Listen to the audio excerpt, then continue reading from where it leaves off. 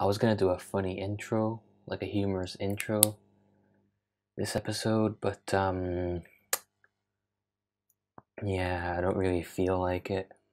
I'm a little bit more depressed than usual. Um,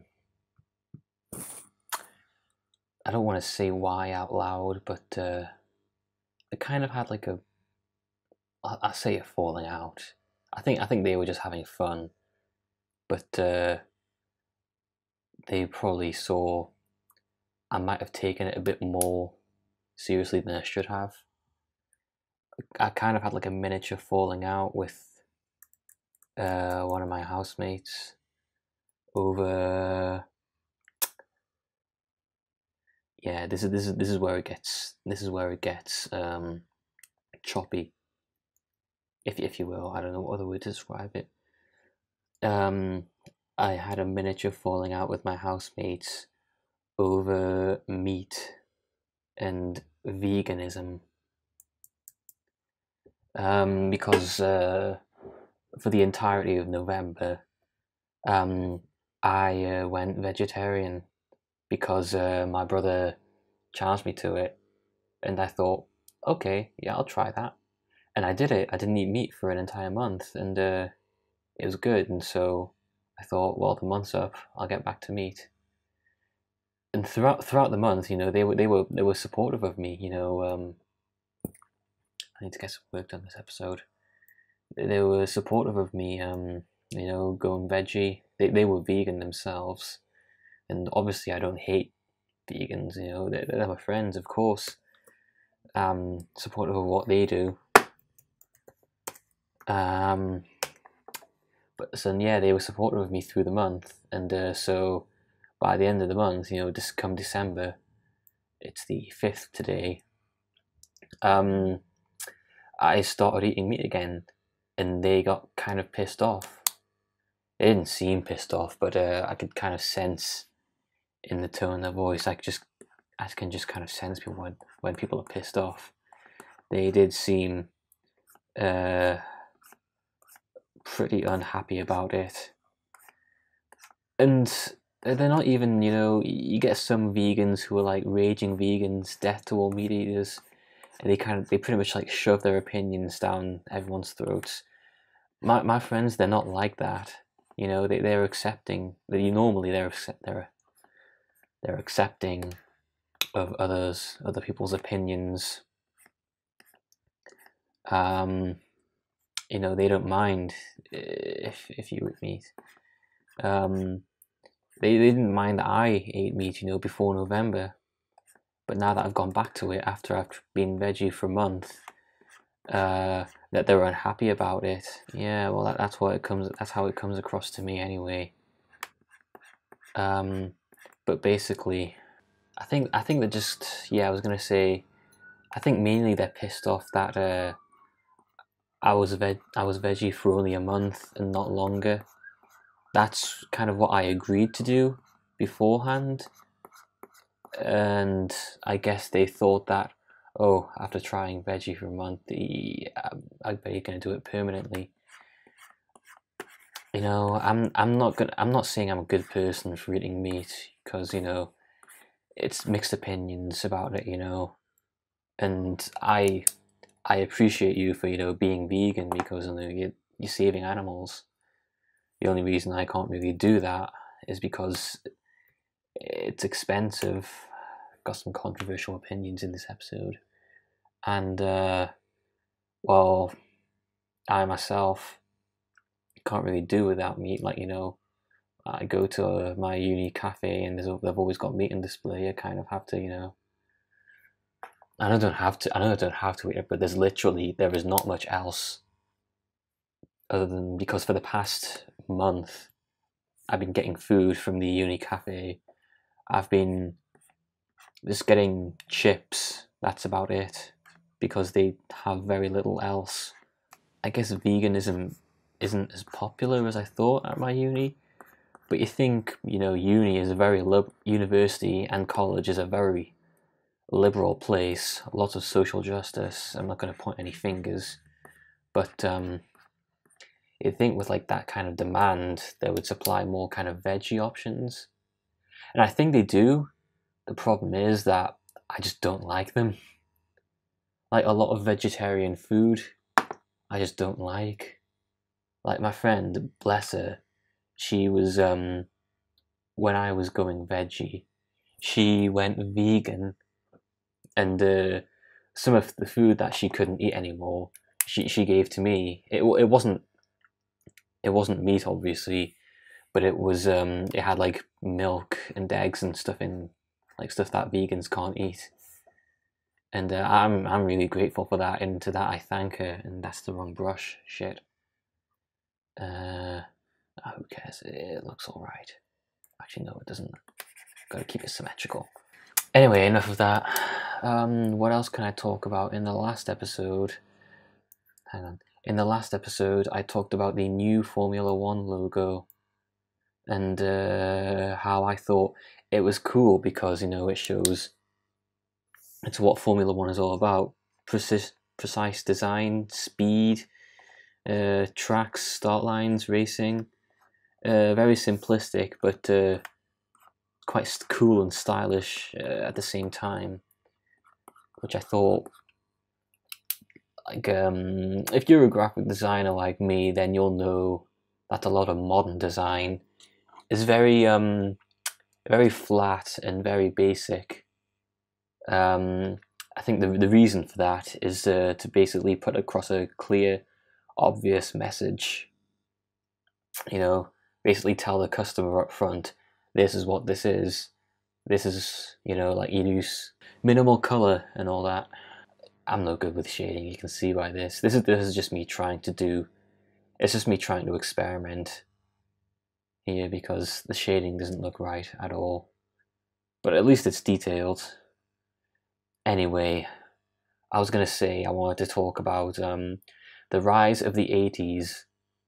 You'll know that the 80s has recently become very popular in the 2010s. Like, you'll have seen it in Stranger Things. So the Stranger Thing, obviously the hit Netflix show. I'm a big fan of Stranger Things. I watched, said in the first episode, I think, I watched the entire first and second season. It's really cool. It reminds me of like Monster Squad and E.T., things that are actually from the 80s. Yeah, the Goldbergs, I don't really like it that much. It's a bit of a samey sitcom, nothing I haven't really seen before, except it's set in the 80s because, the 80s is big now. Thor Ragnarok had a bit of an 80s vibe to it. It wasn't set in the 80s, obviously, but it had like a synthwave kind of soundtrack to it, to get all the 80s loving hipsters into it. And I'm not gonna hate on when I was younger, I used to hate things because they were popular, like plainly because they were popular.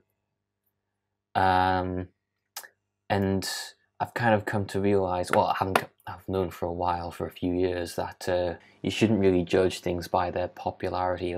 Just because something's popular doesn't mean it's bad or it's overrated. So yeah, the 80s becoming big. Now, games as well, Hotline Miami. It's like a top-down it's like a cult indie game, where you like, it's similar to Grand Theft Auto. It kind of reminds me of Grand Theft Auto, especially Vice City because that was set in the 80s. But it's like top-down and has like pixelated graphics. I don't know if it's like either 18-bit or 16-bit. But I think that's meant to be reminiscent of the 80s style. And it's got all the typical like fluorescent, eye-bleeding colours and neon that was big in the 80s. And another 80s game themed like the 80s, Far Cry's Blood Dragon DLC. Far Cry 3 Blood Dragon expansion. That I enjoyed that more than Far Cry 3 itself, if I'm honest. Mainly because of like the visual look and the atmosphere of it. I just loved. I'm a really big fan of like 80s kind of themes and synthwave. And Cell Dweller as well, you know, Clayton. He created Scandroid, like an 80s themed synthwave music project. I mentioned them in my first episode. Go check it out. Check out Scandroid. And hang on a second, I don't think I've finished shading this beard yet. Again, I was going to talk about how popularity shouldn't really affect anyone's opinion of something. Like, I think I kind of went through a period of disliking Iron Maiden. It was only a very short period, brief period, disliking Iron Maiden because they were the metal band that everyone knew. You know, everyone, you know, it's kind of a thing to hate the go-to of something. It was someone, I think it's one of my current housemates, kind of criticized me because the only Radiohead song I knew that was by Radiohead was Freak, I think it's called. Because I'm a freak, I'm a weirdo. And he said, oh yeah, well, that's the only Radiohead song you know. Oh, you're such a normie, you only like the go-to songs. Like System of a Down's go-to song is Chop Suey or Chop Suey. I think that's the song that kind of made them big. But still, it's a good song. You know, wake up, grab a brush and put a little makeup. Fucking can't remember the lyrics. Why'd you leave the keys up on the table? If you know System of a Down, then you'll definitely know that song. But I'm not going to hate something because it's the go-to of something. That's foolish. That's silly. I'm not like that. I'm just a person trying to get known through their art, but I don't have the balls to, you know, do stuff in person. Like, I volunteered as a staff member at a Thought Bubble convention in Leeds. That reminds me, hang on a second, I got to take a picture for my friend because he wanted to see my calendar, so yeah, I just took a pic, just literally now, just took a picture of my calendar because it was something to do with his brief. Well, it wasn't really, but it was some sort of inspiration. I'm kind of just like, this is why the series is called Rambling, because I just talk about random stuff and one thing leads to another. So I was at Thought Bubble and as a staff member, mainly because my dissertation revolves around cosplay and fandoms and comic books. But I kind of saw all the stalls and like how these were just like regular people creating art and comics, and I thought to myself, this could be me. I could be running one of these stalls and I could get my stuff known. Yeah, the problem is I am really shy, and if I fucking went to a convention, you know, rented a stall and set up my space with all my DeviantArt artwork, well, if I would be over the moon that I managed to do that, but I don't have the balls to do that. Actually, I would. I could muster the balls, you know, if I found a. But the problem is, I don't work very quickly. That's my problem. So meeting demand. The reason, I think one of the reasons that people have there's little interest in my art is because I don't output fast enough. That's only one of the reasons. I know a lot of reasons. Another reason is because I'm not sharing it enough. And there's kind of like lots of stuff for me to think about really when doing all this. Hope this has been informative. The beard still looks a bit weird, but what are you gonna do? So yeah, popularity shouldn't determine whether you like something or not. I dislike pop music, not because it's popular. It's mainly because of how it sounds. To me, it sounds horrible. and that's not all pop music. It's mainly like the this like beat that everyone can dance to. It goes like the most recent like pop songs I've heard. They all have that kind of beat, and it just I don't like it.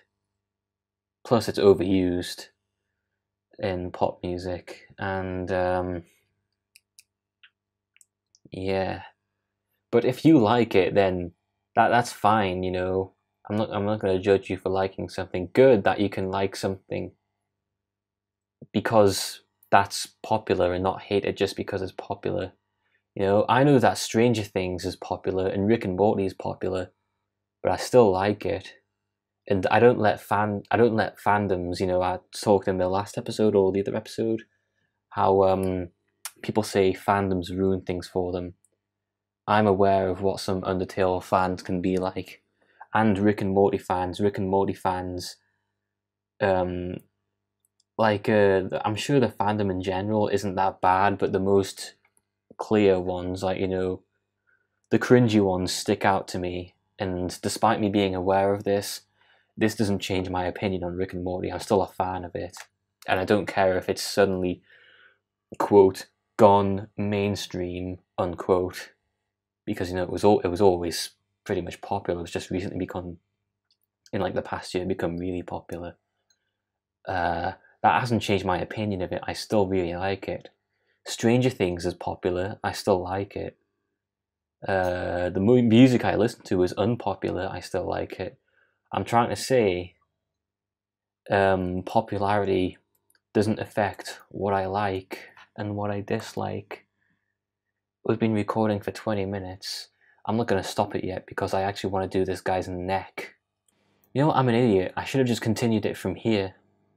This is the part I'll start editing because it's just lots of silence. Hello, darkness, my old friend. I finally started playing Tales from the Borderlands, and I'm really enjoying it actually. Despite me, I'm not a fan of Telltale games. Well, I haven't really played any Telltale games. I have. The Walking Dead was my first time playing a Telltale game, and I didn't really like it. I think that's mainly because I have little to no interest in The Walking Dead itself. But I'm genuinely enjoying Tales from the Borderlands. Possibly because it's Borderlands, and you know, I like the story of Borderlands and the characters and just the general humor. The fact, oh shit, hang on a second. That's the. Hang on, what? Oh, I know, because I changed the color with effects. That's actually, look at that. Hang on a second. Yeah, that's what the original looked like, a fucking vampire. Yeah, pale ass motherfucking vampire. Anyway, I feel like I've kind of got some things off my chest. Now I can do that humorous intro I wanted to do for a while. Hey, what's the apps and the craps on the straps? I think that's what it went like.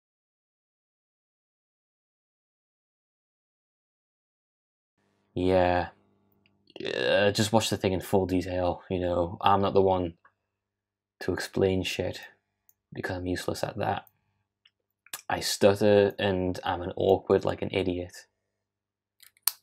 I stutter and frat about like an idiot. David, if you're watching this, then you'll know what I'm on about. What would you like to drink? Brew pass. That's an in-joke between one of me and my friends who recently discovered my YouTube channel. I say recently, I think he's kind of been subscribed to it for a while, but he just noticed that it was me hiding under my name.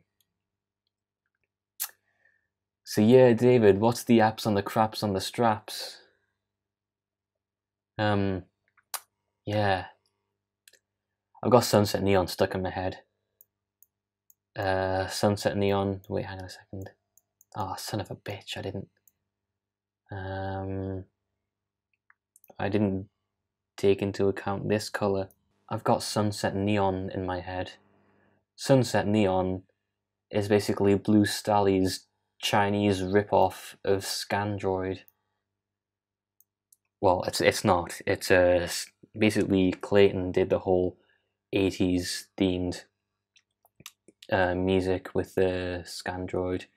Blue Stally, also known as Brett Audley, that's his real name, I think, kind of followed suit with his own like 80s reminiscent project called Sunset Neon, and it's rather than like synthwave and sci-fi themes like Scandroid. Oh shit, that's the wrong brush. It's more like actual like 80s pop music.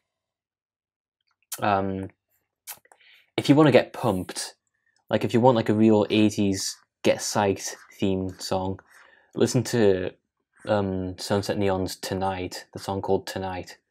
Tonight, you'll make it 'cause I know you're a fighter. Oh, tonight, na na na na na na na na na na na. It's fucking awesome. It genuinely sounds like something that would be in like an 80s action film, or like an 80s workout video. It's fucking cool. I love it.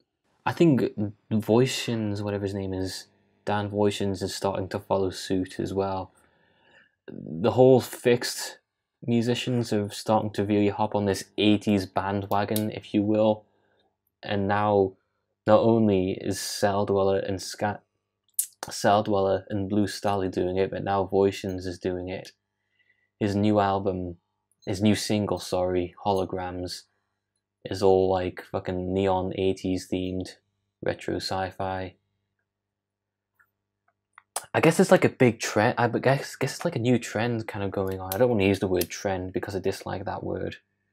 But and then again, just because it's popular doesn't mean I'm against it. How long have we been recording? 28 minutes. I think I'm going to stop it there.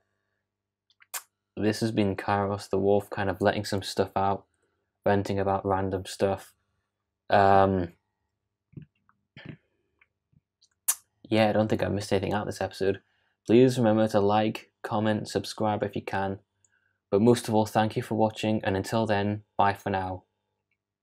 Oh, and the two people commenting on this, if there are two people, I want you to meet each other. David, meet Captain Neckbeard. Captain Neckbeard, meet David.